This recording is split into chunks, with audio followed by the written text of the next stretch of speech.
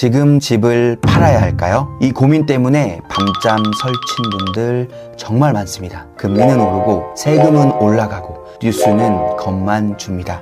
주변 사람들은 다 갈아탔는데 내 집만 안 오르니 나만 뒤처지는 건 아닐까 걱정되시죠? 지금처럼 불안할수록 제대로 된 기준 없이 결정을 내리면 결국 더 위험해집니다.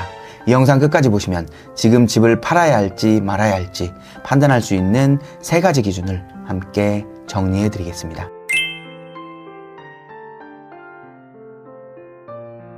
집값이 오를지 떨어질지, 세금이 늘어날지 줄어들지, 이건 누구도 예측할 수 없습니다.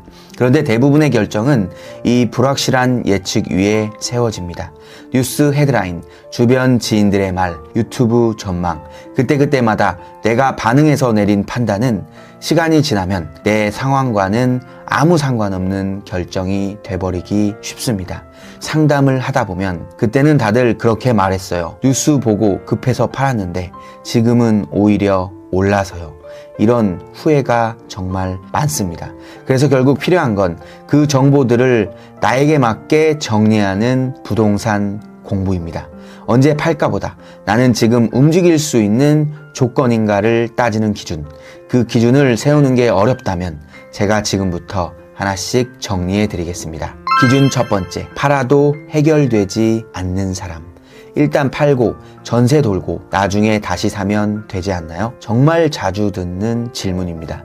현금을 들고 있다가 시장 상황 보고 시세가 떨어지면 다시 들어오겠다는 겁니다. 겉보기엔 합리적인 전략처럼 들리지만 실전은 전혀 다릅니다. 막상 내가 시장에 다시 들어서게 될 2년 후의 상황은 내가 생각하던 대로 흘러가지 않습니다. 실제로는 전세 물건 하나 제대로 구하기 어렵고 규제로 인해 전세로 사는 것 자체가 너무 어려워졌습니다. 무엇보다 중요한 건 몇 년 후에 내가 다시 들어올 수 있는 집이 남아있느냐는 겁니다. 사례 하나 들어보겠습니다.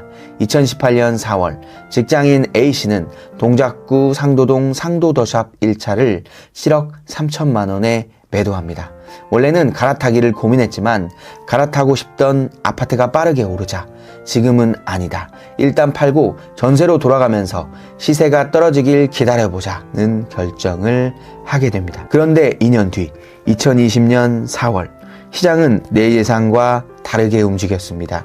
원래 들어가고 싶었던 단지는 이미 완전히 다른 가격대로 도망가 버렸고 심지어 원래 살던 동네로 돌아가기도 어려워졌습니다. 결국 A씨는 계획했던 매수는 포기할 수밖에 없었고 그 사이 전세 보증금은 들고 생활은 더 불안해졌습니다.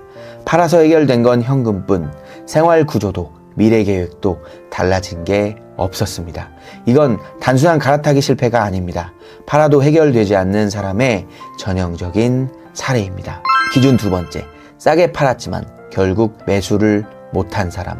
이건 내 집이니까 내가 더 잘 알죠. 솔직히 다른 집들보다도 못해요. 매수자도 없고 이 정도면 급매라도 그냥 넘겨야죠. 내 집에 대한 확신이 없다 보니 급매로라도 일단 팔고 상급지로 얼른 갈아타려는 생각을 하게 됩니다. 특히 매수하려는 지역이 꿈틀거리기 시작하면 조금 손해를 보더라도 지금이 마지막 기회 아닐까라는 불안감이 커집니다. 그래서 매도와 매수를 동시에 밀어붙입니다. 하지만 갈아타기는 순서 싸움입니다. 하나만 어긋나도 결과는 완전히 달라집니다. 2025년 6월 수원시 권성구 하늘채 더 퍼스트 1단지 33평에 거주하던 A씨는 상급지로의 갈아타기를 결심했습니다. 갈아타려던 곳은 용인 수지 광교 자이더 클래스 25평, 호가 10억 3천으로 대출을 조금만 받으면 가능하다고 판단했습니다. 그런데 문제는 내 집은 꿈쩍도 안 한다는 것. 조급한 마음에 시세보다 7천만 원 낮은 7억 원의 급매로 매도를 결정했고 가계약금을 받고 매도 계약까지 마무리했습니다. 그리고 나서 바로 미리 집까지 보고 와서 마음에 들었던 광교 매물에 매수 계약을 진행하려 했습니다. 그런데 금액을 일부 깎아주기는커녕 상대 매도자가 계좌번호를 주지 않습니다. 계약금 입금을 미루더니 갑자기 매도 호가를 10억 5천까지 올려버렸습니다. 연일 상승 거래가 이어가자 그 사이 매도인이 태세를 전환한 까닭이었습니다. 더욱 심각한 건 그 매물이 바로 다음 주 10억 9천에 거래되었습니다. 이후 같은 단지 호가는 줄줄이 11억 이상으로 올라버렸고 더는 접근할 수 없는 가격대가 됐습니다.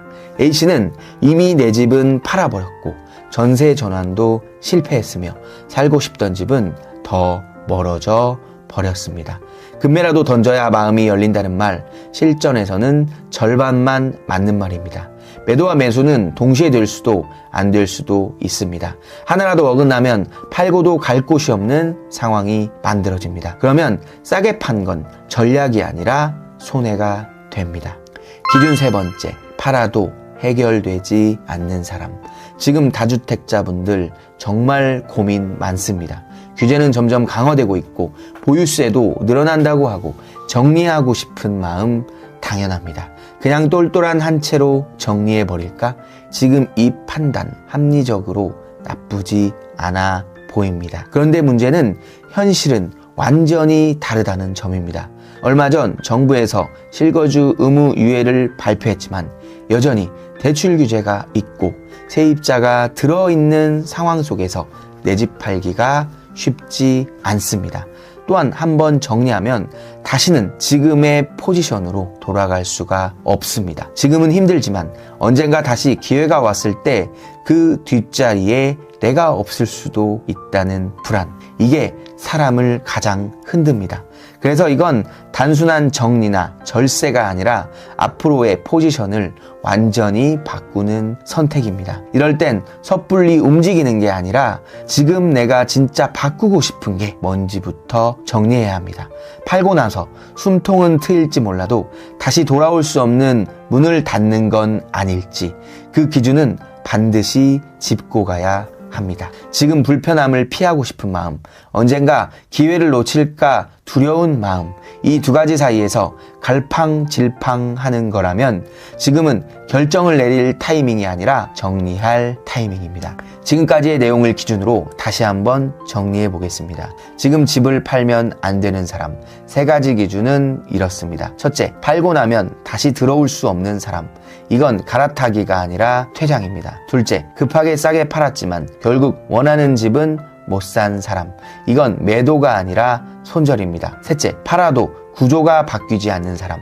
이건 절세가 아니라 포지션 이탈입니다. 시장이 불안할수록, 뉴스가 심리를 흔들수록, 사람들의 결정이 급해질수록 더 중요한 건 팔아야 하느냐가 아니라 지금 내가 어떤 위치에 있는지를 먼저 따져보셔야 합니다. 지금 고정 댓글에 나의 흔들리는 결정을 해결할 수 있는 링크를 걸어두었습니다. 꼭 한번 확인해 보시기 바랍니다. 기준 있는 결정 제가 도와드리겠습니다. 긴 영상 끝까지 시청해 주셔서 감사합니다.